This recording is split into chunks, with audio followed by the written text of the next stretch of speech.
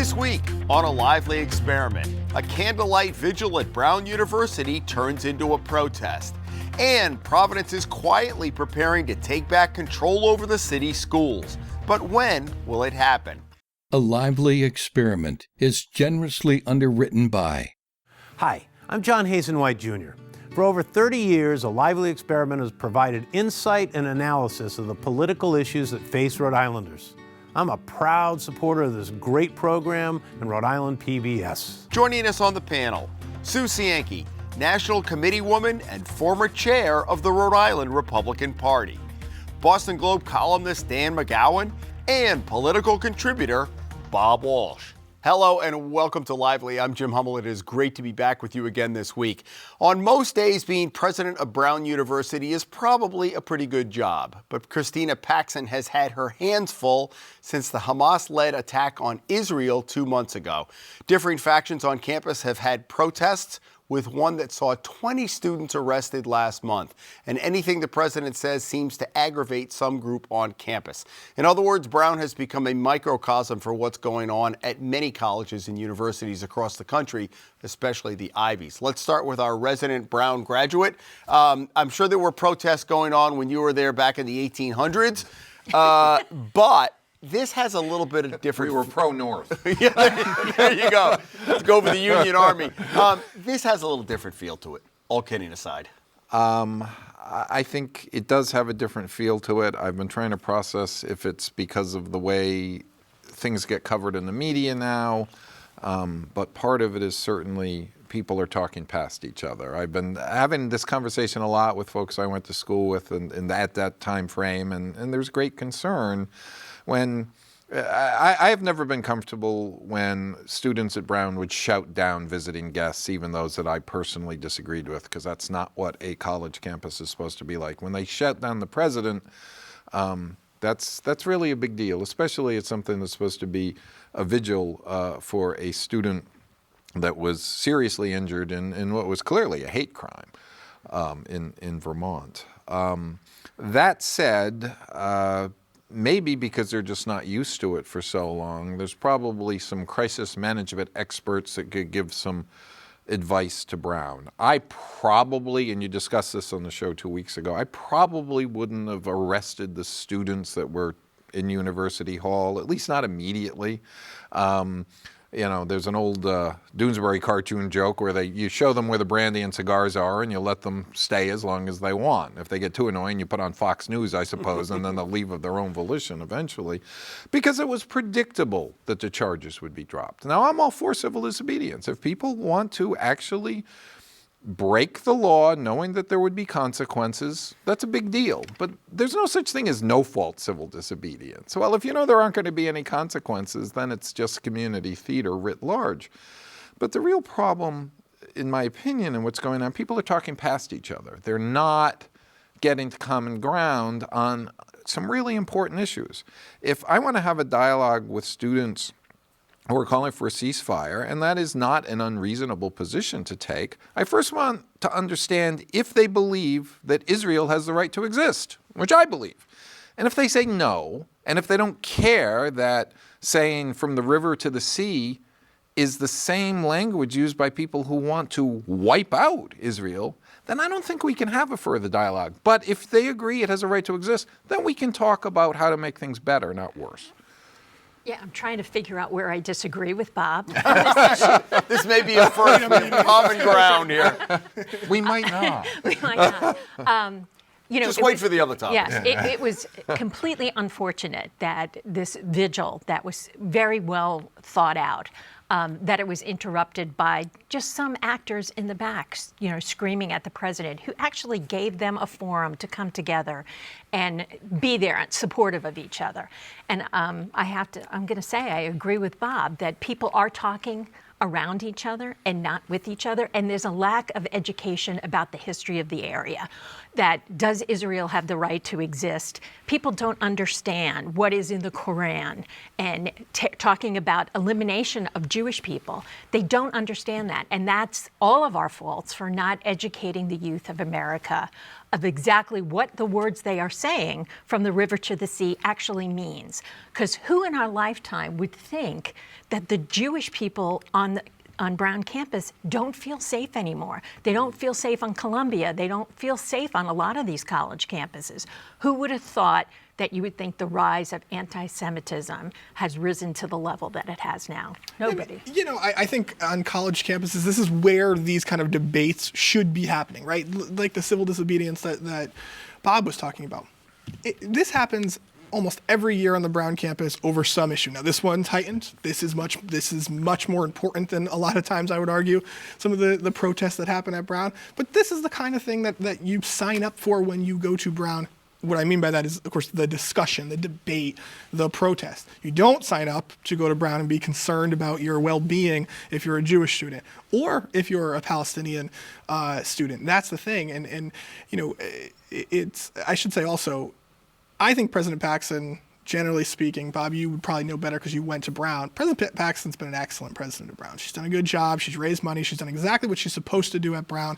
This was a completely sort of no-win situation for the playbook either. Yeah, there's nothing that they could really do. I tend to agree about the arrests as well.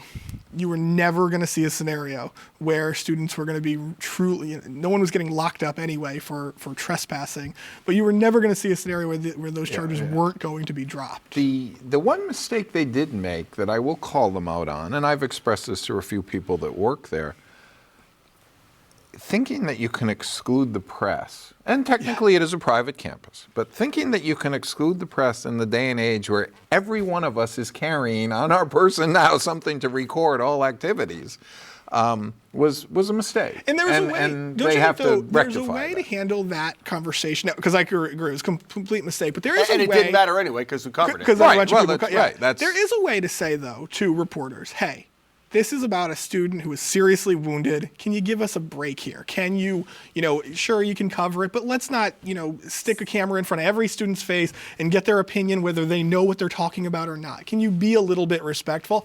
They chose to, kind of take a heavy hand at it. And of course, what do reporters do when that happens? We get mad and then we push back. But at the same time, NBC Nightly News had a reporter there. They clearly gave them access. I saw students in libraries. They had set up interviews. So what is that? These are the interviews we like? Yeah, it's and funny. You have the rise of independent journalism then. You have the rise of students tweeting out at the same time. You can't control the message. You can't control the message. It's funny that you said that because someone sent me that clip and I watched the clip and it was a daylight clip. I'm thinking, well, this was an event at night. I don't know where they got this footage.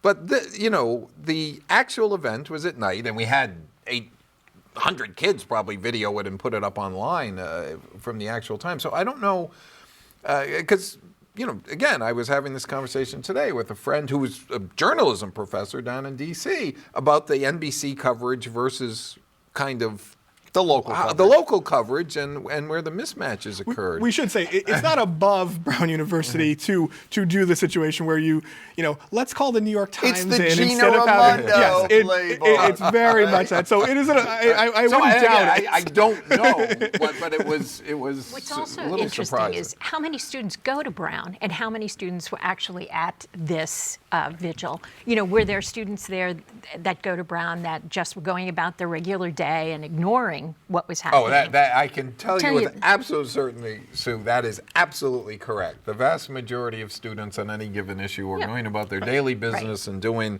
exactly what college students do. And you get a small group that antagonizes what should have been and that becomes newsworthy. And that became the news. Before we move on, I think one of the main, I don't know, it was a dividing line or a seminal event was when Ray Kelly got shouted down. He was the public safety commissioner right in New York City. And that was the first time I remember, look, it gets to what you talk about, talking over each other. They wound up shutting him down, and I think that sent a horrible message. What's that been, 10 years maybe? It's been longer than that. It's probably been 10, 12, that range. And it is, I think there's that, there's the social media kind of situation allows students to sort of project more than probably happened before. And the university gets nervous. They get worried about it. So, protest outside, but let the debate go on inside. Agreed, When of course. I was an undergrad, I was on the lecture board, and we brought in a lot of interesting presentations, including a debate between Phyllis Schlafly, who we all know is about as pro-right. very Pro-choice. anti-ERA back then. Not pro-choice, And yeah. a woman named Pro-life. Karen DeCrow, who was the immediate past president of the National Organization for Women. And they had this traveling roadshow where they debated on college campuses. Some people were very upset we would bring. She came to it was North Carolina, terrific. yeah. I thought it was a terrific debate. I learned a lot about debating. Were you out there burning your boxer shorts? Was that I your was deal back actually. in the 80s? Actually, I was supposed to be the MC of the debate, but they did not want a man to do it, so I was the timekeeper of the debate. That was a remember smart idea.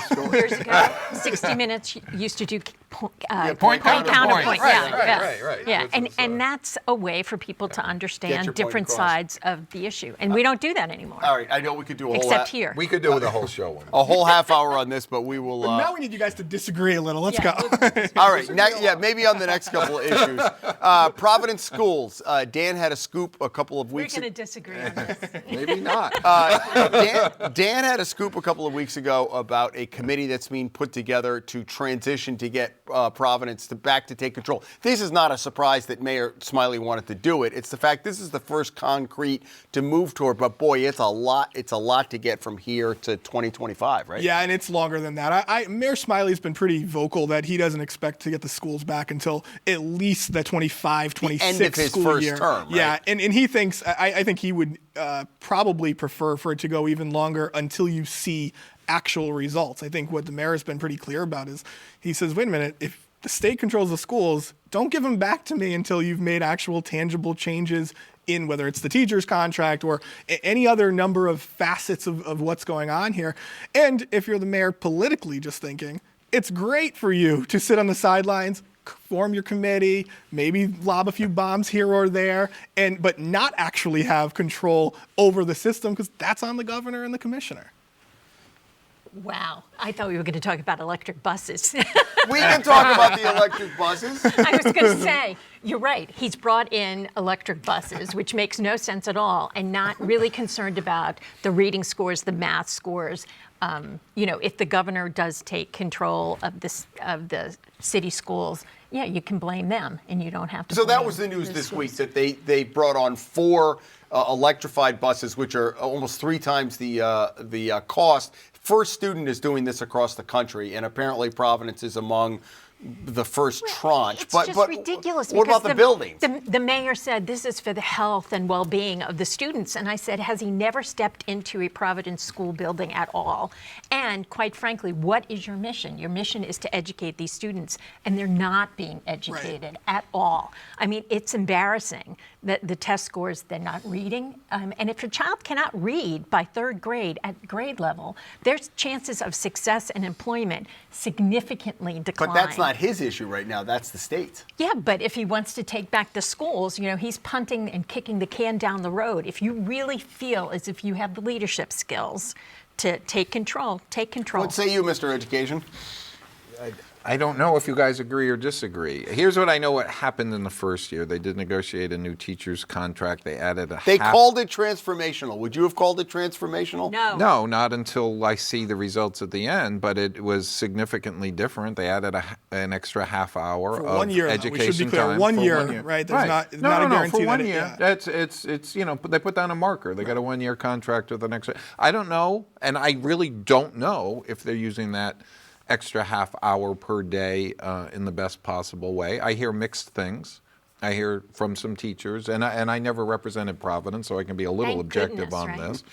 No. I love all our teachers. They're all trained in the same place, and The ambassador. teachers in Providence have a lot of their work cut out for them. I was always sad when some of them would leave and come to my districts because they were frustrated or fed up or something. I didn't consider that a victory for my districts. I considered that. I wish they had gotten the support they needed in, But then the in the city pandemic of hit. Providence. And But then then the the pandemic pandemic came hit. and it was all. So we'll see if the extra time is used wisely. But this is a very long-term process. So I'll absolutely agree. If a kid can't read by 3rd grade, and by the end of 2nd grade, those are your learning to read years. Everything else is reading to learn. But we have to do something about it. Be bold. Just say, I mean, if you don't want to stigmatize, don't call it holding back. Just say, look, we are going to fully focus on making sure everybody can read at grade level before they can move through the system, no matter how long it takes, but we have to dedicate the resources. I was talking to one of the folks from this new business group that formed to support education. I said, great, we need all the help we can get. We need to get the Massachusetts level of support. And there are some things I disagree with our current and past elected leaders on. I mean, I think there's a lot of low-hanging. Feed all the kids. Feed them. Not only feed them breakfast and lunch, heck, give them dinner to take home if that's. I don't want to have the debate about, well, that should happen at home. Kids who are hungry don't learn. I mean, there are a dozen different things we can do to get to better outcomes. Yeah, and one of the biggest issues is the number of different languages that they speak in the Providence schools. So the kids don't even speak English. So why not establish a learning academy where the kids spend time there learning how to speak English so they can be successful in this country? And we don't do that. They do. So you're right. They do this though. They have a newcomer academy, so they do have, but not successful. If the kid is there for 5 years and still not speaking English, you're not supporting. And to your point, and I was going to say, while they do have a newcomer academy, this is not a Providence issue. This is a nationwide thing where the idea is to move kids along, right? You want kids out of the ESL programming to get in with Gen Pop. And all of that starts, and this is the first focus of the Governor's Learn 365, and I'm not on the government side of that. I'm on the outside, it all focuses with get the kids to school. This is why the governor in every speech he makes talks about attendance. Attendance matters. Let's get the kids to school. And to his credit, we've got the business community talking about it. We've got the education community talking about it. Attendance matters. You can't do any of those things unless the students are actually there. And that's a big deal. We have chronic absenteeism, especially in our urban core with communities. our teachers too, we should say, though. That's another problem. Well, that's an issue that where that is pinpointed and true, and not because they're out on extended maternity leave or anything else, then you've got to deal with that as well. Yeah. Truant officers. Was there a story the other day about Representative William O'Brien is a truant officer in Central Falls? Central Falls or Central High School? Providence. Exactly what is he doing, or what does a truant officer? What is their roles and responsibilities to make sure? Truant officers have a role to play, but that's plugging leaks in the dam. What this is a recognizing there are cultural reasons, there are kids. If there's a subset of kids who are leaving at the beginning of December and going back to home base, wherever that is, and not coming back to the end of January, either we have to change the rules so the kids don't do that, or we have to change the system so that we pick those kids' education up on the other end. But you've also reported that the absenteeism, I mean, you think Mayor Smiley doesn't want to, they've got to get that fixed, whether it's under the state or under his control. Providence is really where the big problem particularly at the high school level. I mean, you look at all of the high schools right now. If you were to look at the state, to its credit, is doing an attendance leaderboard that you can literally go on their website. You get the data every day, real time. Yeah, you can look at every single school, and who's at the top? It's always the Providence high schools that are 40 and 50% chronically absent. We're talking 1 in 2 kids who are missing, who are on track to miss, at least 10% of the school year. So that year. means they're going to miss, on track to miss 18 days out of 180. And contacting the parents sounds great, and the $50 fine and all that. Some of these families are so fractured, it's hard to find them, right? Yeah, it's very difficult. Look, this is not an enviable solution. There's not a perfect way to do this. I think, Bob, and to the credit, I've been very critical of the governor's 365 plan, focusing on attendance, making sure everybody's talking about it. We're talking about it on this show. You've talked about it for several weeks.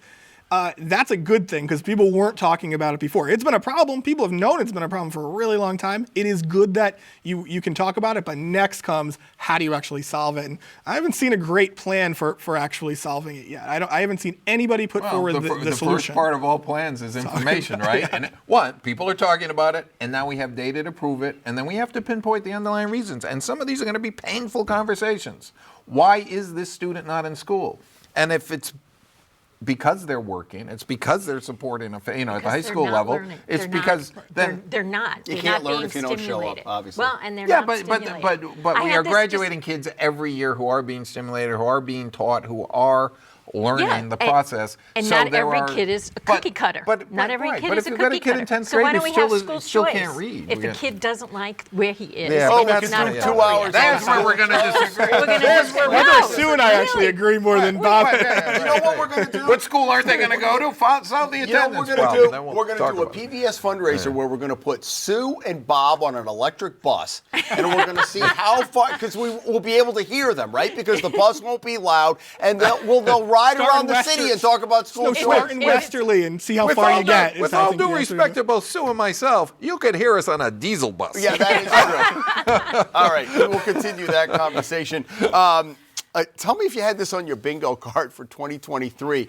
The Newport Preservation Society and another one out on Block Island has filed a federal lawsuit trying to block the offshore wind farms because apparently it's going to affect the view from the breakers. I can't put it any. And Trudy Cox with a straight face said, we support green energy. So let me tee this one up for you. Because she used to be a Republican, you got to go first. So it's very interesting. There are a lot of issues that I would not agree with Trudy Cox on. I don't necessarily agree with her reasoning that the view is going to be blocked. I think that it goes to a large argument about these wind turbines. You know, when you're trying to say that this is going to solve our energy needs, it's ridiculous.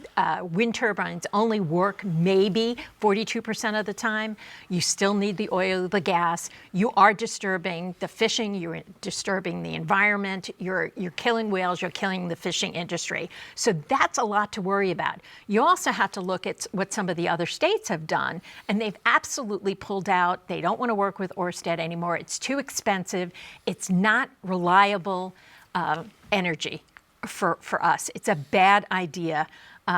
Solar and wind are just not reliable. You need something else. We have to start talking about nuclear. We have to start talking about natural gas. We have to start talking at a multitude of things that you can use. Her issue is also process, that this was jammed through from the federal government. They didn't really, and we have a microcosm of this going on in Rhode Island with the fishermen talking to CRMC and all of that. Yeah, but this is the preservationists. They complain about everything. I have a big issue with the Providence Preservation Society as well. You know, when you talk about architectural integrity or blocking my views, everybody's eyes glaze over and they think you're being ridiculous because you are being ridiculous. Because of the 195 thing they wanted to build, and then the Fane Tower was a little bit different, but there was that apartment complex, right, on 195? They're fighting knocking down the worst school in the city of Providence, the Mount Pleasant High School, because they like the way it looks. From the outside. Not even from the inside. But in the process part, that's the thing, is once you realize how ridiculous you're being on one argument, then what do? You argue about the process of it. And then they'll find a new reason to be mad. The irony of this must be addressed, especially for our new viewers. Trudy Cox was one of the original employees of Save the Bay. I gave her an environmental award wearing my Chairing the Earth Day breakfast. So she's made two mistakes. This one, and in 1990, she foolishly ran against Jack Reed for Congress. And on this show, on Lively Experiment, she looked at that camera and said, I don't own any oil stocks. And she did. That was the commercial that brought her down and allowed Jack Reed to take the seat. Trudy, you made a mistake then. You've had a terrific career before it, a terrific career after it, but you're wrong on this issue. Wow. I thought I had institutional knowledge. I knew about archivist. Wow, that is some deep, lively throwbacks. Yeah, I'm going to say, her argument again about it's going to ruin our view is ridiculous. I will agree with you. But what's really ridiculous is what we're doing and relying on these wind turbines. It is going to destroy the ocean state. And it's for what? For something that's more costly? Clean air? No, not clean air, because you're Clean not going to get that. And speaking as someone who, that's my history, environmental chemistry. I'm looking at these people going, why aren't we not talking about nuclear energy? Why are we not talking about disposal problems? Yeah, That's why. But you're talking about things that happened 40 years ago. No, it has still gotten an issue. so much better. Everything that you try to talk about has a downside. Everything. Yeah, the that's downside, a big downside. And the big big enough to concern a lot of our environmental friends, and we overlap somewhat in this area. There's also a big concern about the wind turbines off the thing. They're just not going to produce the level of energy that we need. But the economics seems to be changing a little bit now, you see, nationally, in terms of without the government. You know, the word always was we need the government subsidies to get it up and running, and then it's going to be fine. And that seems to have shifted a little bit. Well, you're seeing Ørsted make major changes in North America. And so I think that's something, look, Rhode Island and Sue and Bob, this is one area where they clearly do disagree. But Rhode Island has chosen to, make its bed, get in bed with Ørsted and with the wind industry. I mean, I work downtown in the CIC building in Providence. Half of the occupants in there have something to do with the wind industry. I think if Ørsted starts to really pull back, and they haven't done this yet in Rhode Island, we should say. You're seeing in New Jersey, elsewhere. If that starts to happen, we have a real problem on our hands. Because the commitment was in 2019, before COVID. So that's why Ørsted is still sticking around here, but how much longer will they? Okay, let's go to outrages and/or kudos. Sue, let's begin with you this week. Shocking, no outrage this week, but kudos to Wreaths Across America on December 16th at the Exeter Veterans Cemetery. They have a wonderful ceremony, and anybody that has not participated, it is tell me about warm this. I haven't and heard of this. welcoming. What is it? So Wreaths Across America, what they do is you have Christmas wreaths, and they put them on the veterans' grave sites at Exeter, and they do this across America, and it's a pretty big deal. And they're doing it at Exeter this year on December 16th. It's just Saturday at 11:45, and it is really a very moving ceremony. And I participate every year. They've been doing it for a while then? They've been doing it for a long time. That's great. So it's a wonderful activity for Christmas and to remember the veterans. And they actually tell you to stand there and say thanks on each grave that you put a wreath. And the families really appreciate the fact that people go and participate in this. That's so nice. It's great. Bob, what do you have? Free advice, I suppose. Fourth time is a charm for me because I am not involved in any way, shape, or form with the new Pension Study Commission. Nonetheless, I am paying attention since I was involved in the last three. I think the active employees are very well represented in their quest to get better benefits than the fairly draconian cuts that occurred under the Governor Raimondo proposal when she was Treasurer Raimondo from a decade ago. The retirees are struggling to represent themselves, and they're going to be mad at me for talking directly about this, but they need the advice. If you tell people that there is nothing they can do for you that will satisfy you, then they are going to have the tendency to do nothing. And the self-appointed leaders of these retiree groups who are more interested in prosecuting and persecuting what happened in the past instead of making a very important and a very cogent case about how inflation in the last decade has hurt them, and hurt them greatly, they're going to end up getting nothing because of the way they're insulting folks. So get up there, tell your story, tell how it's hurt you, but do it in a respectful way, and don't talk about 10 years ago this coulda, shoulda, woulda happened, because that time is gone. You got the last 45 seconds. I'm going to borrow Sue's red jacket here and be very critical of the state Democratic Party, which had the audacity on Giving Tuesday to put out an email seeking donations to their political party, put out a list of nonprofits to donate to, do any number of other things. Do not solicit political donations on a day we're supposed to be giving back and giving to organizations that need it. I saw you tweet that out, and I had not seen that. That is unbelievable because it's known. It's for the nonprofit world. Clearly. I thought you were going to say the head troll, Peter Nerona. That's a whole nother show. We didn't get to that. I'm so sorry. All right, folks. Hey, we're the party of love. We have Amo and Amore. Oh, brother. That is all the time we have, folks. Thank you for coming back and joining us this week. We hope you had a good week off last week as we did. Come back next week. We'll have all of the latest political news covered, plus the analysis as a lively experiment continues. Have a great week. Hi, I'm John Hazen-White Jr. For over 30 years, A Lively Experiment has provided insight and analysis of the political issues that face Rhode Islanders. I'm a proud supporter of this great program and Rhode Island PBS.